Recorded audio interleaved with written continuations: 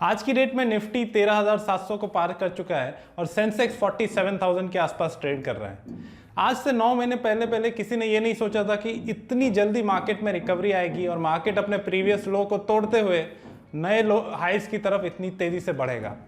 History में अगर देखा जाए तो इतनी फास्ट रिकवरी कभी भी मार्केट में नहीं आई थी इतने बड़े डिप के बाद। तो आखिर इस पॉइंट पे आके हम क्या करें, क्योंकि मार्केट अपने ऑल टाइम हाइस पे ट्रेड कर रहा है। अब इस टाइम पे रिटेल इन्वेस्टर्स को क्या करना चाहिए? रिटेल के इन्वेस्टर्स के मन में कई सवाल हैं, तो इस वीडियो में हम उन सवालों के जवाब देने की कोशिश करेंगे। इस वीडियो को एंड तक जरूर देखिए।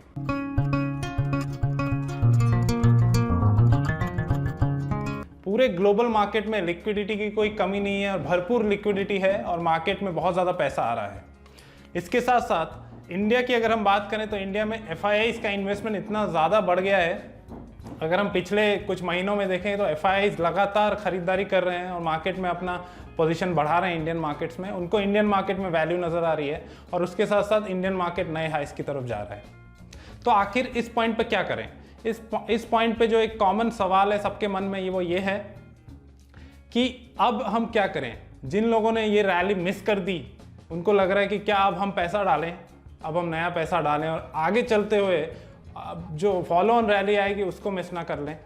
कुछ लोगों का ये कहना है कि अब तो हम मार्केट में बहुत अच्छे समय पे हमने एंट्री ले ली थी। जिन्होंने मार्च अप्रैल मई के टाइम पे एंट्री ली थी वो तो 50% प्रॉफिट पे बैठे हुए हैं। तो उनका कहना है कि हम क्या करें, क्या हम प्रॉफिट बुक करें या फिर हम और आगे अपने होल्डिंग को लेके बैठे रहें।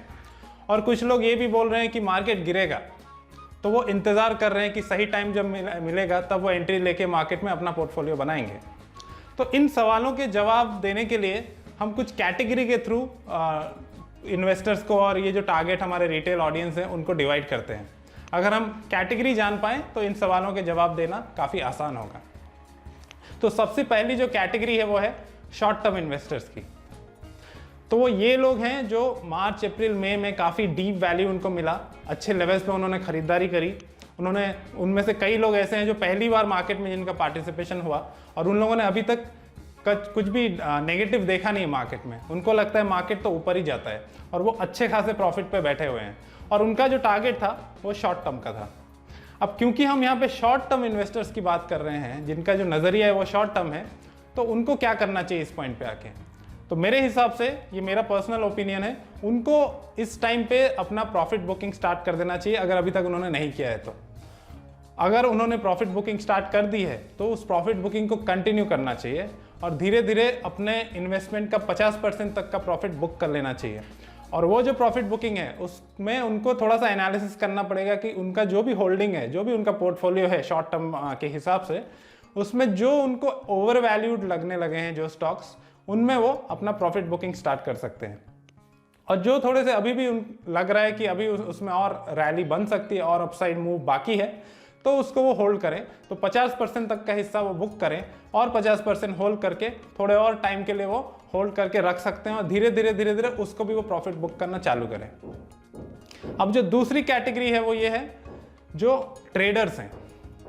तो यहाँ पे ट्रेडर्स के लिए बहुत सावधानी वाला टाइम है, क्योंकि उन्होंने अभी लास्ट कुछ हफ्तों से तो बहुत ज़्यादा ड्रीम रन चल रहा है। वो आप कोई भी स्टॉक उठा के ले लीजिए, वो आपको अच्छा खासा रिटर्न दे रहा है, सब में अपसाइड देखने को मिल रहा है। लेकिन आप अगर ध्यान देंगे पिछले 3-4 महीने का जो ट्रेंड है वो क्या हो रहा है, हर एक सेक्टर में रोटेशन हो रहा है। रोटेशन बेसिस पे प्रॉफिट बुकिंग्स आ रही है। तो इस मार्केट में अगर आप ओवरनाइट पोजीशन लेके जा रहे हैं या हफ्ते 2 हफ्ते का पोजीशन रख रहे हैं तो आपको स्ट्रिक्ट स्टॉप लॉस रखना होगा और कभी भी पलट के मार्केट आपको एक गैप डाउन दे सकता है, तो उसके लिए आपको तैयार रहना होगा। अगर आप ओवरनाइट पोजीशन रख रहे हैं तो आप हेजिंग करके चलिए, अपने रिस्क को मैनेज करके चलिए, तभी आप यहाँ पे ट्रेड करके अच्छे से मुनाफा कमा पाएंगे। वरना ये ना हो कि जो आपने मुनाफा कमाया है 3-4 महीने में, एक ही झटके में वो आपका लॉस में तब्दील हो जाए और आपके नेट हाथ में कुछ ना रहे। तो अगर आप ट्रेडर हैं तो आपके लिए सावधानी वाला समय है। अब जो तीसरी कैटेगरी वो है लॉन्ग टर्म इन्वेस्टर्स की। तो जो लॉन्ग टर्म इन्वेस्टर्स है जिन्होंने अपना पोर्टफोलियो काफ़ी समय से रखा हुआ है या और उन्होंने उनको ऐड करने का मौका मिला होगा, एवरेज करने का मौका मिला होगा जब मार्च में मार्केट में लोज बनाए थे। अगर उन्होंने ऐड किया है तो बहुत अच्छी बात है, अगर नहीं कर पाए तो भी कोई बात नहीं। उनका नज़रिया लॉन्ग टर्म का है, उनका नज़रिया 1 2 3 साल का भी नहीं है, उनका नज़रिया यहाँ पे मैं लॉन्ग टर्म का मतलब डेकेड्स का की बात कर रहा हूँ, जिनका 10-15 साल मिनिमम का नज़रिया है। उनको क्या करना है, उनको ये सब का ध्यान नहीं देना है। मार्केट में डिप्स आते रहेंगे, मार्केट में ऐसे वॉलेटिलिटी आती रहेगी। अगर डिप में मौका मिले, उनके पास अगर कैश हो तो बिल्कुल और ज़्यादा बाइंग कर सकते हैं, उनके लिए बाइंग अपॉर्चुनिटी है। लेकिन बहुत ज़्यादा उनको ये सब चीज़ों पे ध्यान नहीं देना है कि मार्केट कहाँ जा रहा है। उनका नज़रिया 10 से 15 साल का है और उनका सिलेक्शन, मैं मान के चल रहा हूँ कि उन्होंने स्टॉक सिलेक्शन अच्छा किया हुआ है, तो वो बिल्कुल बने रहें। और इस सब जो यूफोरिया चल रहा है, जो डिस्कशंस चल रहे हैं, जो सब बातें चल रही है मार्केट में, उसको इग्नोर करें, शांति से अपने पोजीशंस बना के रखें। उनका नज़रिया लंबा है और लंबे समय में मार्केट को ऊपर ही जाना है। अब इसमें एक और पॉइंट मैं जोड़ना चाहूँगा कि जो लॉन्ग टर्म इन्वेस्टर्स हैं, कई बार क्या होता है कि अभी जब भी हम अपना पोर्टफोलियो बिल्ड करना चालू करते हैं, ज़रूरी नहीं है कि हमने जो सारे स्टॉक्स लिए हैं वो बहुत अच्छे स्टॉक सिलेक्शन हमने करे हुए हैं। बहुत बार ऐसा होता है कि हम इम्पल्स से या किसी के टिप से या किसी और रीज़न की वजह से कुछ गलत स्टॉक्स के सिलेक्शन में आ जाते हैं, कुछ गलत स्टॉक्स को सिलेक्ट कर लेते हैं। तो ये जो टाइम है, ये उन स्टॉक्स से निकलने का मौका है। तो आज की डेट में मार्केट ऊपर जा रहा है और उसके साथ साथ कई बार क्या होते हैं, उतने जो क्वालिटी स्टॉक्स नहीं भी होते हैं, जिनमें प्रॉब्लम्स भी है, क्योंकि मार्केट बुल रन में है, उस मार्केट के मोमेंटम में वो भी आगे बढ़ जाते हैं। तो अगर आपका कुछ फंसा हुआ स्टॉक है, आपको पता है कि आपने गलत सिलेक्ट किया हुआ था, तो उससे वो निकल जाए, ये मौका है अपनी गलतियों को सुधारने का। उससे आप प्रॉफिट बुक कर लें और उस कैश को होल्ड करके रखें। जैसे ही मौका मिले आपको कोई डिप में खरीदारी का, तो अच्छे स्टॉक्स में आप मूव कर सकते हैं।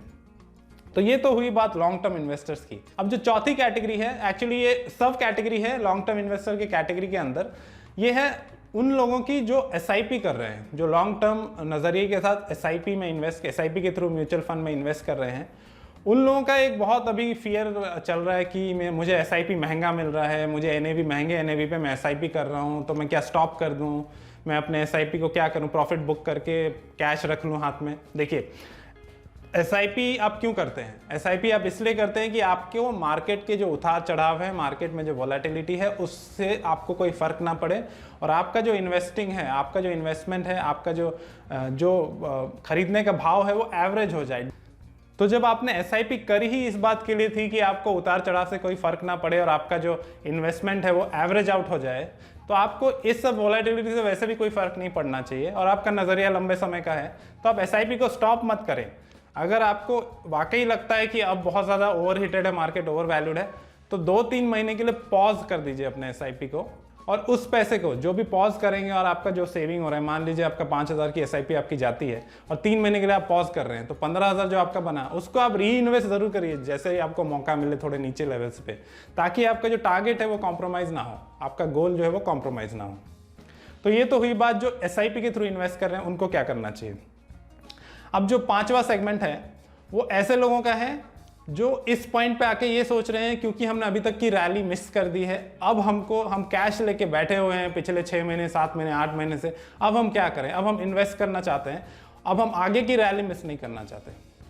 देखिए, पर्सनली मेरा जो ओपिनियन है, मुझे लगता है कि मार्केट अभी सही नहीं है नया इन्वेस्टमेंट डालने के लिए, नया पैसा डालने के लिए मार्केट सही लेवल्स पे नहीं है।